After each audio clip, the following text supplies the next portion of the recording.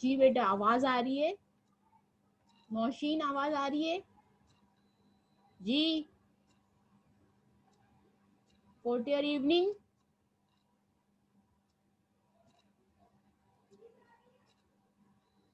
जी नौशीन आवाज आ रही है बेटा मेरी? हेलो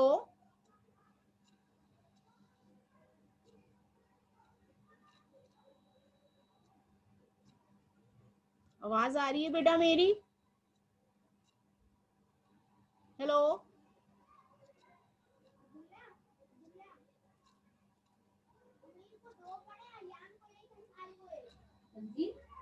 जी आवाज आ रही है? आज का हमारा टॉपिक आज का बेटा हमारा जो लेक्चर है 11 लेक्चर है, आज इसे हम डिस्कस करेंगे। And the topic of today's lecture is drug distribution in hospitals that include in patient out patient control drugs of hours. जी नौशीन शब्बीर आवाज आ रही है बेटा मेरी? मुझे आपकी आवाज नहीं आ रही है। Hospital pharmacy, what is hospital pharmacy? The department और service in a hospital which is under the direction of a professionally competent legally qualified pharmacist, which deals with the procurement, manufacturing, testing, packing, storage, compounding, dispensing or distribution of drugs is called hospital pharmacy। यानी simple अगर हम hospital pharmacy को define करें बेटा, तो hospital pharmacy जो है वो हॉस्पिटल, किसी भी हॉस्पिटल के वो डिपार्टमेंट या सर्विस है जो कि under the supervision of professionally competent और क्वालिफाइड फार्मासिस्ट के अंडर जो है वो वर्क कर रहा होता है। हॉस्पिटल फार्मेसी में अगर हम देखें तो किन चीज़ों को डील करता है? Hospital pharmacy deal with the procurement यानी परचेजिंग है ड्रग्स की, मैन्युफैक्चरिंग है, अगर इन हाउस प्रिपरेशन हो रही है बेटा हॉस्पिटल्स में तो उसकी इन हाउस प्रिपरेशन है। डिफरेंट टेस्टिंग वगैरह अगर इन हाउस प्रिपरेशन हो रही होती है तो उसके साथ हमें डिफरेंट टेस्टिंग हम कर रहे होते हैं कि उसी में, इसके अलावा उसकी पैकिंग है, स्टोरेज है, उसकी डिफरेंट स्टोरेज के अकॉर्डिंग टेम्परेचर हम मेंटेन कर रहे होते हैं। कंपाउंडिंग है, एक्सटेम्पोरेनियस अगर रिक्वायरमेंट होती है तो एक्सटेम्पोरेनियस कंपाउंडिंग हम कर रहे होते हैं। इसकी डिस्ट्रीब्यूशन डिस्पेंसिंग है एंड डिस्ट्रीब्यूशन है ड्रग को पेशेंट के डिमांड के अकॉर्डिंग हॉस्पिटल के डिफरेंट डिपार्टमेंट में हम डिस्ट्रीब्यूट करते हैं। इसे हम कहते हैं it is called hospital pharmacy. आगे चलते हैं बेटा। ड्रग डिस्ट्रीब्यूशन हम देखें, what is drug distribution? The supply, delivery and transitory storage of drugs eight patient care areas other than main hospital pharmacy for subsequent patient utilization is called distribution। यानी कि अगर हम सिंपल कहें कि define हम कैसे करेंगे तो सिंपल जो जितने भी फार्मास्यूटिकल्स होते हैं, मेडिसिन हैं, अलाइड आइटम्स हैं, उनके जो हम सप्लाई कर रहे होते हैं डिफरेंट पेशेंट केयर एरियाज में, it is called drug distribution for subsequent patient utilisation. और एट द एंड वो उसका यूटिलाइजेशन कौन कर रहा होता है? Patient. It is primary or main responsibility of hospital pharmacy. Drugs are distributed to nursing unit for patient use.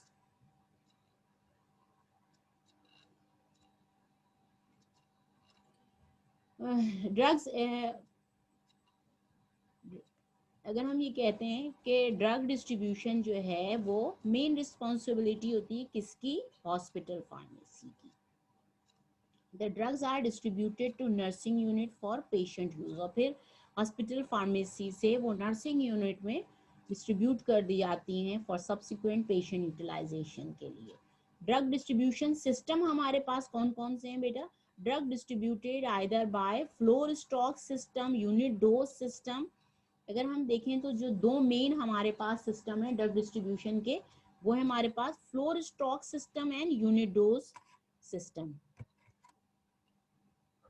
Floor stock system, it is traditional method and involves separate storage area and secure area on each patient care floor।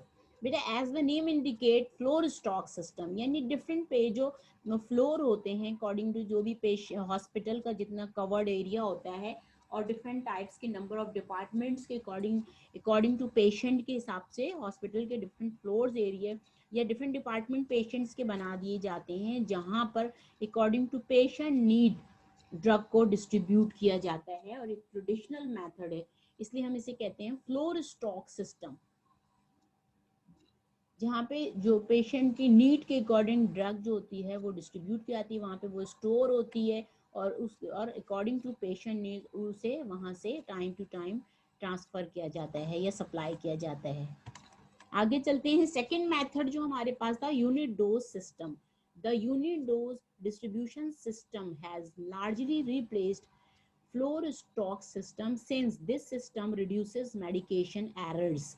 ये कह रहे हैं कि unit dose system जो है वो largely replaced कर दिया गया है फ्लोर स्टॉक, यानी फ्लोर स्टॉक की जगह यूनिट डोज डिस्ट्रीब्यूशन सिस्टम को यूज किया जा रहा है हॉस्पिटल्स में, because this system reduces the medication errors. यानी अगर हम यूनिट डोज डिस्ट्रीब्यूशन सिस्टम हम यूज कर रहे हैं हॉस्पिटल में, तो जो मेडिकेशन एरर्स के चांसेस होते हैं वो रिड्यूस हो जाते हैं। The IV admixture programme is also carried out under this system because it varies from for every patient. अगर हम बेटा आईवी एडमिक्सचर प्रोग्राम की बात करें, जिसमें हमने हाइपर एलिमेंटेशन वगैरह पढ़ा था, तो उस आईवी एडमिक्सचर प्रोग्राम जो होता है वो भी अंडर यूनिट डोज सिस्टम के अंदर आता है, because it varies for every patient. क्योंकि आईवी एडमिक्सचर जो होता है, जो भी आईवी जो नीड होती है पेशेंट की, वो पेशेंट टू पेशेंट डिफरेंट होती है, पेशेंट की रिक्वायरमेंट के अकॉर्डिंग जो होता है वो आईवी एडमिक्सचर प्रिपेयर कर रहे होते हैं। तो इसीलिए हम कहते हैं कि यूनिट डोज सिस्टम के अंदर आईवी एडमिक्सचर प्रोग्राम भी इंक्लूड होता है। जी तस्मीना, जी बेटा, आवाज आ रही है मेरी? तस्मीना कहाँ थी भाई? मैम वो अभी अभी बिल्कुल लाइट आई है। अच्छा, आज का जो हमारा बेटा टॉपिक है वो ड्रग डिस्ट्रीब्यूशन है, ठीक है? ठीक है ma'am. Method dose dispensing. Unit dose dispensing के अभी हमने जो दो मेथड बताया बेटा, फ्लोर स्टॉक जो हमारा मेन डिस्ट्रीब्यूशन का सिस्टम या डिस्पेंसिंग का है, उसमें हमारे पास फ्लोर स्टॉक है और यूनिट डोज है। अब यूनिट डोज में हमारे पास कौन कौन से मेथड आ रहे होते हैं? Centralise unit dose drug distribution system. Drugs are dispensed in unit doses are stored in central area of the pharmacy and dispense at the time the dose is due to be given to the patient। यानी centralise unit dose distribution system में ये कह रहे हैं कि unit doses होती है वो स्टोर होती है एक सेंट्रल एरिया फार्मेसी का, जहां से वो डिस्पेंस कर की जाती हैं time to time according to patient के जब ड्यू हो जाती है वो dose.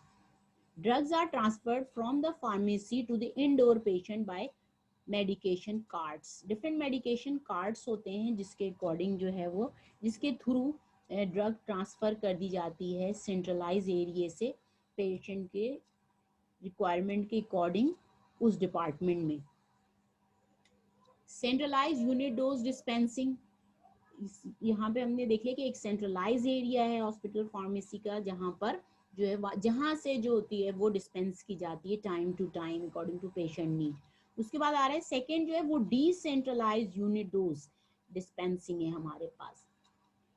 This operates through small satellite pharmacies located on each floor of the hospital।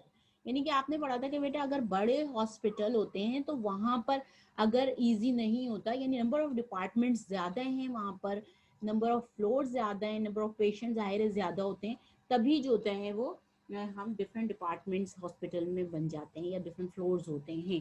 तो जहाँ पर हम कहते हैं कि अगर बहुत बड़ा हॉस्पिटल है और जो सिंगल उनकी जो मेन फार्मेसी है उसके थ्रू अगर मैनेज नहीं कर सकते डिस्पेंसिंग या डिस्ट्रीब्यूशन, तो उसके थ्रू क्या, उसके लिए क्या किया जाता है कि सैटेलाइट फार्मेसीज या सब फार्मेसीज, यानी मेन फार्मेसी से वो कनेक्टेड होती हैं और उसे हम कहते हैं सैटेलाइट फार्मेसीज। तो डिसेंट्रलाइज यूनिट में क्या होता है कि सैटेलाइट फार्मेसीज जो कि डिपार्टमेंट के साथ सिचुएटेड होती हैं या लोकेटेड होती हैं, वहां से जो होती हैं वो ड्रग डिस्ट्रीब्यूट की जाती है। तो इसे हम कहते हैं डिसेंट्रलाइज यूनिट, क्योंकि हर फ्लोर या हर डिपार्टमेंट के साथ एक सेटेलाइट फार्मेसी मौजूद होती है या सब फार्मेसी मौजूद होती है।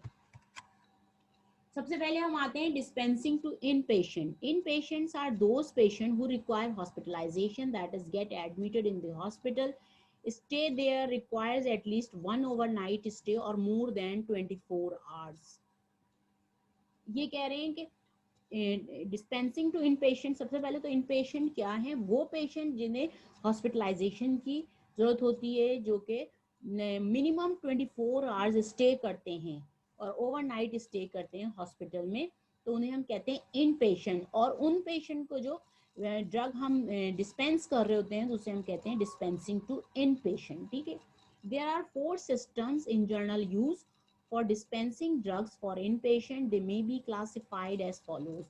अगर हम डिस्पेंसिंग टू इनपेशेंट की बात करते हैं तो हमारे पास 4 डिफरेंट सिस्टम मौजूद होते हैं for dispensing to inpatient. They may be classified as, कौन कौन से हैं हमारे पास, इंडिविजुअल प्रिस्क्रिप्शन ऑर्डर है, कंप्लीट फ्लोर स्टॉक सिस्टम है, combination of individual and floor stock system, in the last one is unit dose system. यानी ये 4 डिफरेंट सिस्टम है जो कि अडॉप्ट किए जाते हैं डिस्पेंसिंग टू इन पेशेंट के लिए। इंडिविजुअल प्रिस्क्रिप्शन ऑर्डर, ठीक है, ये हमारे पास आ रहा है individual prescription order system। It is a type of prescription system where the physician writes the prescription for individual patient। It is also called individual drug order system। यानी individually जो है single prescription जो होते हैं वो dispense किए जा रहे होते हैं 1 by 1, तो उसे हम कहते हैं इंडिविजुअल प्रिस्क्रिप्शन ऑर्डर सिस्टम। इसके बेनिफिट्स क्या हैं, all medication orders are directly reviewed by the pharmacist. यानी एक एक प्रिस्क्रिप्शन वो फिजिशियन या जो भी प्रिस्क्राइबर है वो उसे लिख रहा होता है और उसे 1 by 1 जो होता है वो जो फार्मासिस्ट होता है वहां पर उसे रिव्यू कर रहा होता है directly. It provides the interaction of pharmacist, doctor, nurse and the patient. और एक कम्युनिकेशन प्रोवाइड करता है फार्मासिस्ट, डॉक्टर, नर्सेज और पेशेंट के दरमियान। It provides clear control of inventory, क्योंकि ये इंडिविजुअली डिस्पेंस हो रही होती हैं तो इन्वेंट्री की मेंटेनेंस भी प्रॉपर हो रही होती है। आगे चलते हैं, सेकेंड मेथड जो है हमारे पास इन पेशेंट डिस्पेंसिंग में बेटा वो है complete floor stock system. Under this system the drugs are given to the patient through the nursing station and the pharmacy supplies from the drug store. Nursing station के through इस system में क्या होता है कि नर्सिंग स्टेशन के through जो होती है वो ड्रग डिस्ट्रीब्यूट हो रही होती है पेशेंट को, और इसको हमने मजीद डिवाइड किया है इसमें charge floor stock drugs and non charge floor stock drugs. यानी कि ड्रग स्टोर से वो नर्सिंग स्टेशन में जाती है और नर्सिंग स्टेशन के बाद वो डिफरेंट डिपार्टमेंट जहाँ भी इसको जरूरत होती है वहाँ पे स्टोर की जाती है। Charge floor stock drugs and non charge floor stock drugs आपके पास आ रही हैं। चार्ज फ्लोर स्टॉक ड्रग्स कौन सी हैं, medicines which are stocked on the nursing station at all times and charged to the patient account after they have been administered to them। ये कह रहे हैं कि चार्ज फ्लोर स्टॉक ड्रग्स वो होती हैं, यानी वो ड्रग्स जैसे ही वो पेशेंट को एडमिनिस्टर कर दी जाती हैं वो पेशेंट के अकाउंट से उसका चार्ज अमाउंट उसका जो है ले लिया जाता है, डायरेक्टली पे कर रहे होते हैं पेशेंट के अकाउंट से। Dispensing of floor stock drugs में आपके पास क्या आ जाएगा, these medications are approved by pharmacy and therapeutic committee. Drug orders forms prepared on duplicate और ट्रिप्लीकेट स्नैप्स आउट फॉर्म्स। और ये जो होते हैं ये जो ड्रग्स डिस्पेंस की जा रही हैं इसके जो ऑर्डर होते हैं, जो प्रिस्क्रिप्शन होता है वो डुप्लीकेट या ट्रिप्लीकेट फॉर्म की शक्ल में, यानी कि कार्बन कॉपी उसकी निकल रही होती है। ओरिजिनल फॉरवर्डेड टू फार्मेसी, उसकी जो ओरिजिनल कॉपी होती है वो फार्मेसी को फॉरवर्ड कर दी जाती है। सेकेंड कॉपी यूटिलाइज इन बिलिंग प्रोसीजर, उसकी जो सेकेंड कॉपी होगी वो बिलिंग प्रोसीजर के लिए सबमिट की जाएगी। And third copy for account department, और उसकी जो थर्ड कॉपी है जो यहाँ पे ये कह रहे हैं डुप्लीकेट और ट्रिप्लीकेट की फॉर्म में होगी, उसकी थर्ड कॉपी जो होती है वो अकाउंट सेक्शन में सबमिट हो जाती है फॉर इंटरनल ऑडिट पर्पस। कभी भी ऑडिट अगर हो रहा है कि कितने इन पेशेंट में कितनी ड्रग्स जो हैं वो 4 फ्लोर स्टॉक में आ रही थी और कितनी कॉस्ट है, तो उसके लिए वो अकाउंट डिपार्टमेंट में सबमिट हो जाएंगी। Another system for charging is envelope system, where pharmacists fill pre-labeled envelope with specific drugs and places predetermined quantity on nursing unit। यानी ये कह रहे हैं कि एक तो ये उन्होंने कहा कि स्पेसिफिक एक उसका फॉर्म होता है जिस पे वो उस फॉर्म के अकॉर्डिंग डिस्पेंस की जा रही होती है एडमिनिस्ट्रेशन के लिए। और इसके अलावा सेकेंड मेथड जो होता है envelope system, different pre filled, ये कह रहे हैं प्री लेबल्ड जो होते हैं वो इन्वेलप यूज किए जा रहे होते हैं विद स्पेसिफिक ड्रग्स के लिए। कुछ स्पेसिफिक ड्रग्स होती हैं जिनके लिए जो है प्री लेबल्ड इन्वेलप यूज किए जाते हैं। तो ये दो हमारे पास मेथड है जिसमें हम 4 फ्लोर ड्रग स्टॉक ड्रग्स को हम डिस्पेंस करते हैं। आगे चलते हैं, non charge floor stock system क्या है? वो तो फ्लोर स्टॉक सिस्टम था। नॉन चार्ज फ्लोर के नॉन चार्ज मतलब ये नहीं है बेटा कि उसका अमाउंट ही आप नहीं ले रहे हैं, पेशेंट नहीं दे रहा है, ऐसा नहीं है। ये क्या होती है, these medications are placed at nursing unit और station for use in patient care area without direct charging to patient account. ये कह रहे हैं कि वो ड्रग्स जो कि डायरेक्ट पेशेंट के अकाउंट से, ऐसा नहीं है कि एडमिनिस्टर की और उसका एक बिल जो होता है उसके अकाउंट में नहीं जाता, बल्कि क्या होता है, but costing in the per day cost of hospital room, यानी जो पर डे के हिसाब से टोटल कॉस्ट आ रही होती है किसी भी पेशेंट के लिए, उसमें जो है वो ऐड कर दी जाती है। क्योंकि हम डायरेक्ट नहीं ले रहे हैं इसलिए हम इसे कहते हैं नॉन चार्ज फ्लोर स्टॉक। जो पर डे की कॉस्ट आती है उसमें उस ड्रग की चार्जिंग को ऐड कर दिया जाता है।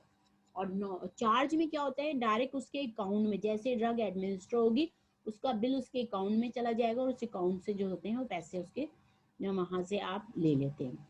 नॉन चार्ज की अगर हम बात करें, these drugs there shall be no direct charge from patient account.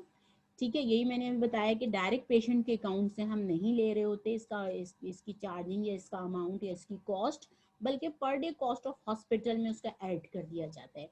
It is divided in 2 methods. अगर नॉन चार्ज फ्लो स्टॉक की हम बात करें कि 2 मेथड हैं इसके, drug basket method and mobile dispensary unit.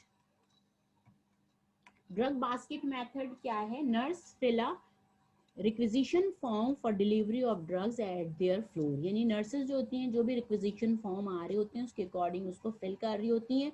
When there is an empty container the nurse place it in the drug basket. Once the basket is completed, it delivered to the floor via messenger service. Alternatively, mobile dispensary may be utilized. अब चाहे हम बेटा drug basket की हम बात करें या mobile dispensary की हम बात करें, इसके लिए रिक्विजिशन फॉर्म होते हैं जिसे फिल करने के बाद जो होता है उसमें जब एम्प्टी कंटेनर हो जाता है तो उस फ्लोर पर जितनी भी ड्रग की रिक्वायरमेंट होती है उसके अकॉर्डिंग उस बास्केट को फिल कर दिया जाता है। और जब वो बास्केट कंप्लीट हो जाती है, कंप्लीट फिल हो जाती है, तो वाया मैसेंजर सर्विस उसे डिलीवर कर दिया जाता है उस फ्लोर पर। जहां पर ड्रग बास्केट मेथड यूज नहीं हो रहा वहां पर मोबाइल डिस्पेंसरी यूज हो रहा होता है। कि पिक्चर्स में आप देख सकते हैं बेटा कि ये mobile dispensary as such same ही है, थोड़ा बहुत डिफरेंस होता है, लेकिन अगर आप देखें यहाँ पे इस पिक्चर में भी ये जो है ड्रग बास्केट है, बास्केट टाइप की स्टेनलेस स्टील की बनी हुई होती है, और इसी तरह मोबाइल डिस्पेंसरी यूनिट भी यही होता है।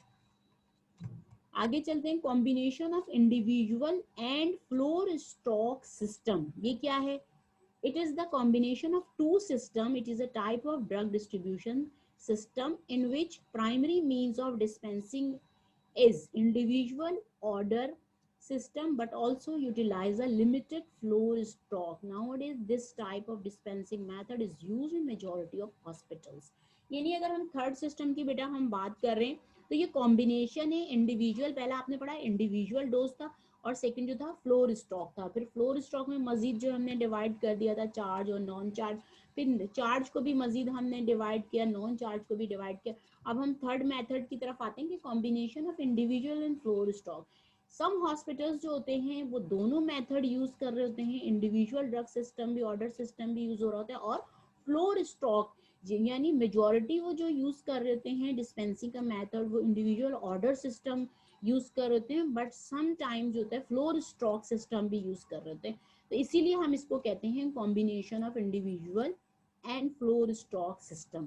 और मेजॉरिटी ऑफ द हॉस्पिटल जो होते हैं आजकल ये वाला सिस्टम यूज कर रहे हैं, यानी वो दोनों मेथड अडॉप्ट करते हैं और अकॉर्डिंग टू पेशेंट नीड वो दोनों मेथड यूज कर रहे होते हैं। जहाँ पर इंडिविजुअल ऑर्डर सिस्टम की जरूरत होती है वो वहाँ पर इंडिविजुअल सिस्टम यूज कर रहे होते हैं, या मेजॉरिटी में हम ये कह सकते हैं कि मेजॉरिटी पेशेंट के लिए डिस्पेंसिंग के लिए इंडिविजुअल ऑर्डर सिस्टम, और माइनर जो है वो limited floor stock system use कर रहे हैं। आगे चलते हैं बेटा, जो fourth method unit dose distribution system, those medications which are ordered, packed and handled, administered and charged in multiples of single dose units containing a predetermined amount of drug or supply sufficient for one regular dose. A single unit package is one which contains one complete pharmaceutical dosage form, for example one tablet, one capsule. यानी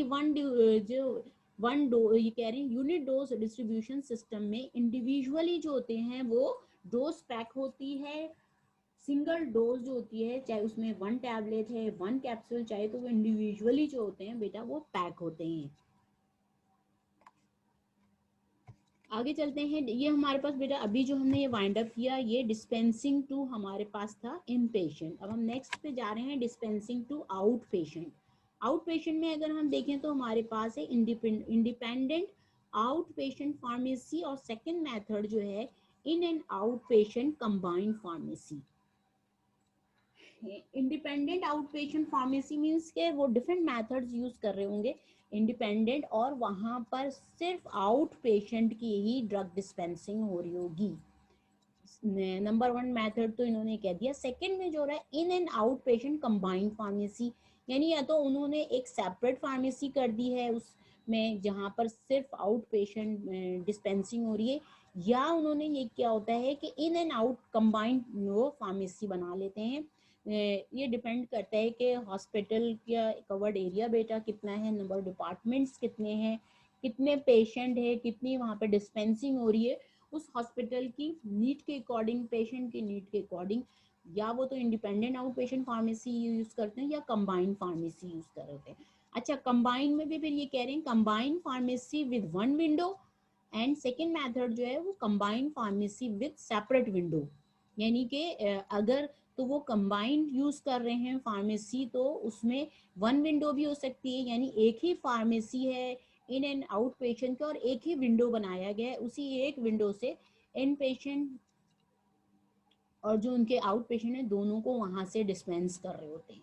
या फिर ये करते हैं कि combined pharmacy तो होती है विंडो सेपरेट कर देते हैं, एक विंडो अगर उन्होंने लेफ्ट बनाई है एक राइट पे बना देंगे, और एक इन पेशेंट के लिए होगी और एक आउट पेशेंट के लिए, इसीलिए कहते हैं combined pharmacy with separate window. It is always preferable to have a separate outpatient pharmacy. When this is not possible, units are combined and services provided from the same or separate window.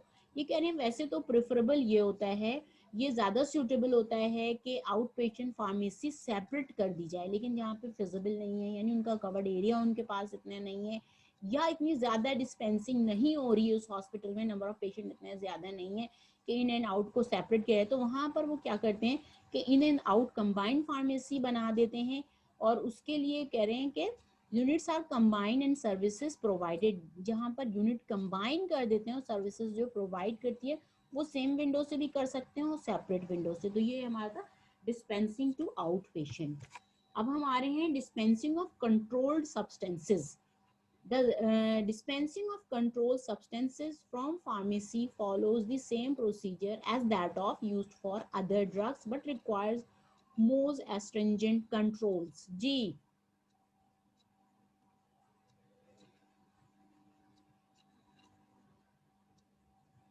राहत अली आप बताइए बेटा क्या है ये control drugs, क्या क्या समझ में आया?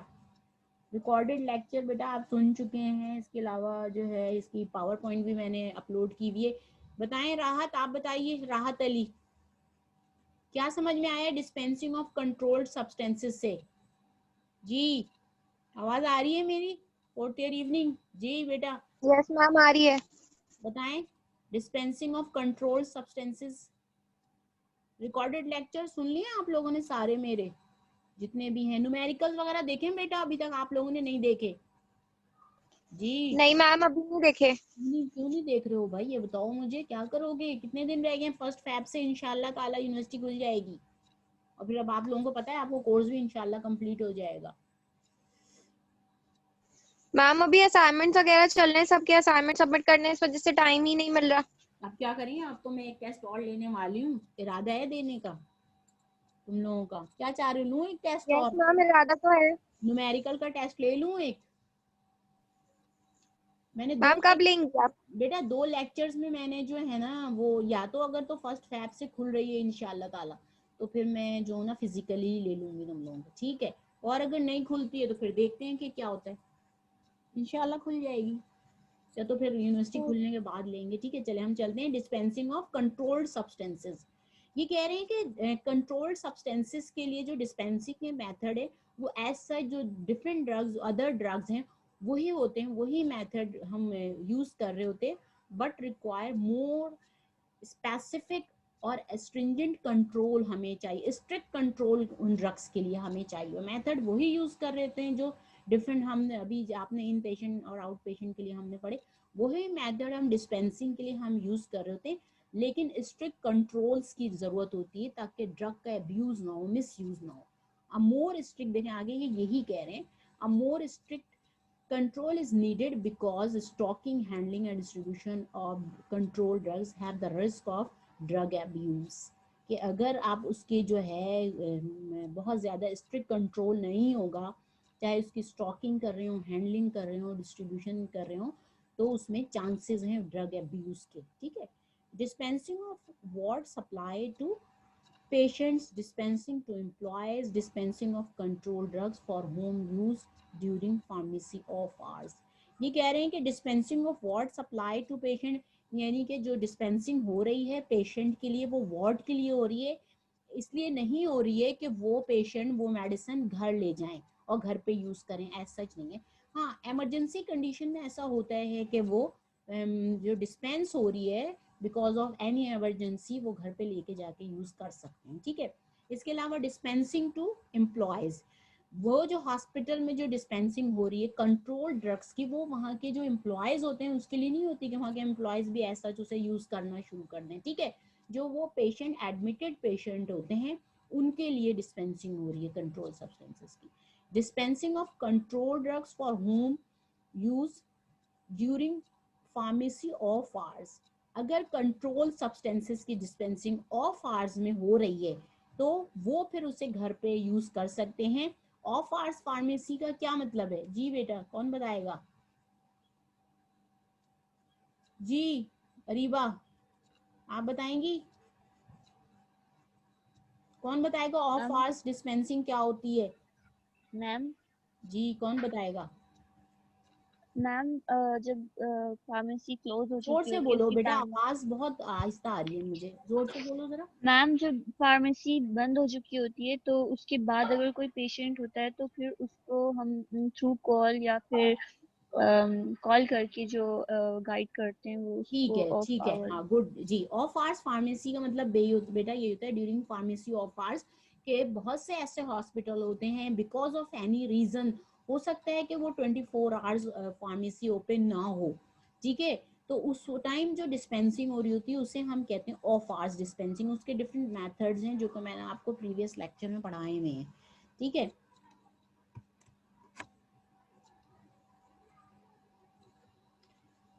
अच्छा अब ये आ गए डिस्पेंसिंग ऑफ कंट्रोल सब्सटेंसेस हो गए। अब ये कह रहे हैं क्या है of hours dispensing, the dispensing of medication when the pharmacy is closed is called dispensing during off hours. When pharmacy services are not available 24 hours, then various strategies are being followed. Pharmacy and Therapeutic Committee or equivalent committee existing at hospital makes policies and procedure. It allows and specifies the personnel having approach to pharmacy, ठीक है? अच्छा अब कौन कौन से हमारे पास ये कह रहे हैं कि अगर जो भी हॉस्पिटल है अगर उसकी फार्मेसी 24 आवर्स ओपन नहीं है तो आफ्टर क्लोजिंग ऑफ फार्मेसी जब ड्रग डिस्पेंस की जा रही होती है उसे हम कहते हैं ऑफ आवर्स डिस्पेंसिंग, ठीक है?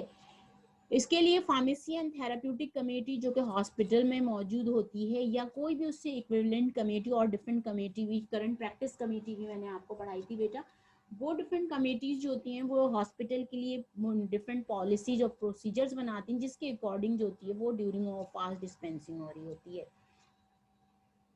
अच्छा, उसमें कौन कौन से हमारे पास हैं जो हमारे यहाँ यूज होते हैं? फार्मासिस्ट ऑन कॉल, अगर 24 आवर्स ओपन नहीं है तो जाहिर है, अगर 12 आवर्स के लिए फार्मेसी ऑफ है, ओपन है और 12 आवर्स के लिए क्लोज्ड है, तो उसमें आप ये मेथड यूज कर सकते हैं कि फार्मासिस्ट ऑन कॉल हो सकते हैं, कि वो ऑन कॉल फार्मासिस्ट रख रहे होते हैं, वो उनके अपने भी हो सकते हैं या दूसरे जो अकॉर्डिंग टू उनकी नीड वो चार्ज कर रहे होते हैं वो। अच्छा, यूज ऑफ नर्सिंग सुपरवाइजर्स, अगर जो वहाँ पर अगर फार्मासिस्ट मौजूद नहीं है उनके पास ऑन कॉल, तो जो नर्सेज में जिनके जो सुपरवाइजर्स होते हैं वो फास्ट डिस्पेंसिंग कर रहे होते हैं।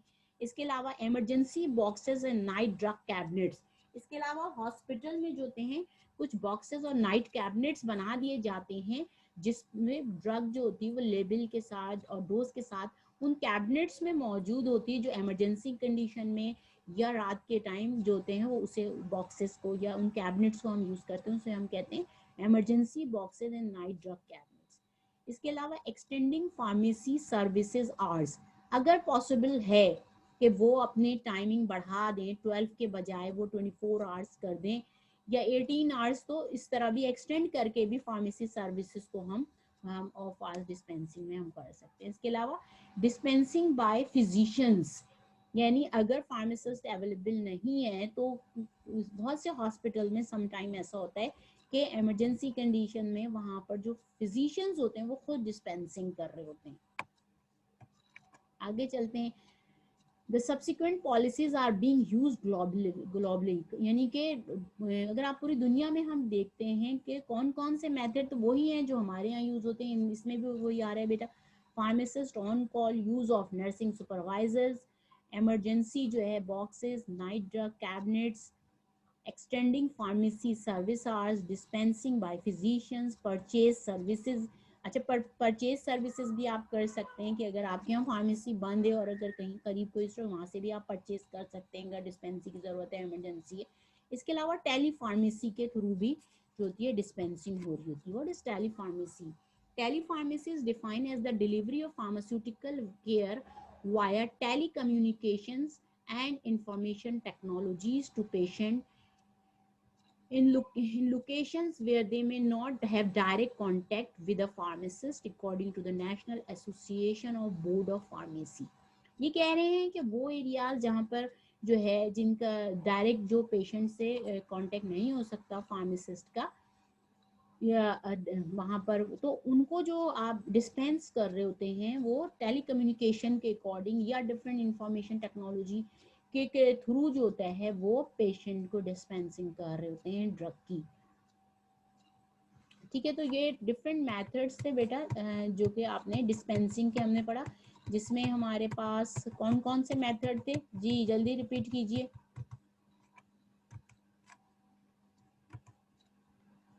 जी बेटा कंटेंट बताएं, कौन बताएगा? नौशीन, नौशीन शब्बीर, आवाज आ रही है बेटा? Yes ma'am. नौशीन बताइए कौन कौन से मेथड हमने अभी पढ़े हैं? इन पेशेंट पढ़ा था, आउट पेशेंट पढ़ा था, ठीक है। और वो चार्ज अच्छा, ड्रग डिस्ट्रीब्यूशन के दो मेन मेथड कौन से हैं? चार्ज एंड अरीबा, अरीबा आप बताइए। दो मेन हमने, एक तो वो तो हम बाद में लेके चले, इन पेशेंट और आउट पेशेंट और कंट्रोल ड्रग्स, ठीक है, और ऑफ आवर डिस्पेंसिंग, लेकिन जो दो मेन मेथड हैं हॉस्पिटल में ड्रग डिस्ट्रीब्यूशन या ड्रग डिस्पेंसिंग के, वो कौन कौन से हैं? जी मैम एक यूनिट डोज होता है, ठीक है, और दूसरा? वो मल्टीपल डोज होगा, या फिर वो सैटेलाइट करके जो होता है। नहीं, राहत आप बताइए, आवाज आ रही है? राहत अली, जी राहत, क्या हुआ बेटा, आवाज नहीं आ रही मेरी? अरीबा आप बताएं, या तस्मीना आप बताइए बेटा, सेकंड मेथड कौन सा था? एक तो यूनिट डोज डिस्ट्रीब्यूशन, जो मेन मेथड हमने पहले दो मेन मेथड डिस्कस किए, उसके बाद फिर हम in patient, out patient, control substances dispensing और एट द एंड हम ऑफ आर डिस्पेंसिंग पर गए थे। लेकिन जो दो मैम मेन, मैंने सुना ही था यूनिट डोज से, तो मैंने वो बता दिया यूनिट डोज वाला। और दूसरा कौन सा था जी, कौन बताएगा? मैम क्लोज स्टॉक, जी बेटा, क्लोज स्टॉक। फ्लोर स्टॉक, जी गुड। कौन है ये? रीबा, नौशीन जी, नौशीन, अच्छा वेरी गुड नौशीन। हाँ, ये दो मेन मेथड हैं बेटा हमारे पास ड्रग डिस्ट्रीब्यूशन या ड्रग डिस्पेंसिंग के। यूनिट डोज डिस्ट्रीब्यूशन सिस्टम है, या सेकंड जो हमारे पास फ्लोर स्टॉक है। फिर उसको हम इन पेशेंट पे, आउट पेशेंट में, कंट्रोल ड्रग्स पे, ऑफ आवर्स पर लेके हम चलें। अच्छा बेटा, अब जो है ना, अब आप लोगों का ज़्यादा कोर्स नहीं रहा है, थोड़ा सा रह गया है, फिर वो देखें, वो इंशाल्लाह वो मैं नेक्स्ट वीक तक कंप्लीट करवा दूंगी। उसके बाद फिर आप लोग मुझे अब ये बताएं, आप लोग आपस में इवनिंग वाले डिस्कस करें कि आप वीक में आपको जितने भी मेरे 4 जो स्लॉट्स दिए गए उन सब में इंटरेक्टिव सेशन लेना है आपको। क्या तमाम लेक्चर्स को मैं जो है लेके चलूँ आप लोगों के साथ ये इंटरेक्टिव सेशन में, या उनमें से कुछ स्पेसिफिक लेक्चर्स हैं जो नहीं समझ में आए हैं? ठीक है, आप इसको डिस्कस कीजिए तस्मीना सुहेल के साथ, और फिर आप मुझे बताइएगा क्या तमाम लेक्चर्स को इंटरेक्टिव सेशन में लेना है।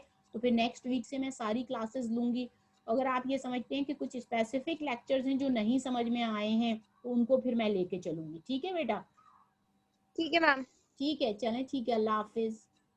अल्लाह थैंक हाफिज। यू।